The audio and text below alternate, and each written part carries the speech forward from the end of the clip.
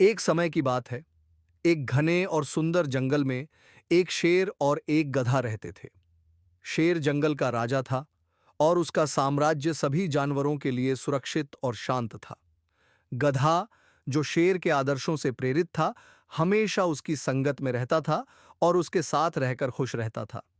गधे का सपना था कि वह भी कभी शेर की तरह जंगल का राजा बने, लेकिन वह जानता था कि उसकी ताकत और शेर की तरह प्रभावशाली आवाज नहीं है। एक दिन गधे ने शेर से अपने सपने के बारे में बात की।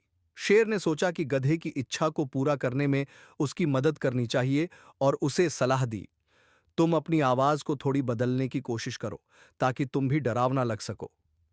गधा ने शेर की सलाह पर ध्यान दिया और जंगल में दहाड़ने की कोशिश की। हालांकि उसकी दहाड़ कहीं भी प्रभावी नहीं थी और जानवरों को लगता था कि यह सिर्फ एक गधे की ही आवाज है। गधा निराश हुआ, लेकिन उसने हार मानने का इरादा नहीं किया। उसने शेर से और सलाह मांगी। शेर ने गधे को कहा, तुम्हारे अंदर वास्तविक शक्ति है, लेकिन तुम्हें अपनी खुद की ताकत को पहचानना होगा और उस पर भरोसा करना होगा। मेरी तरह बनने की कोशिश मत करो, बल्कि अपनी खुद की पहचान बनाओ।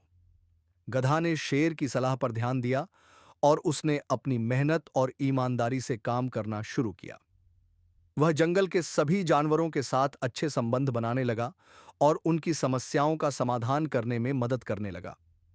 गधा अपनी बातों और अपने काम से जानवरों का विश्वास जीतने लगा।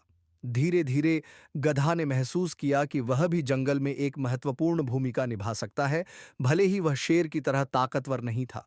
जानवरों ने गधे की सच्ची अच्छाई और उसकी मदद करने की भावना को सराहा और उसे आदर देने लगे। गधा अब जानवरों की समस्याओं को सुलझाने और उनकी मदद करने के लिए प्रसिद्ध हो गया। क्या ही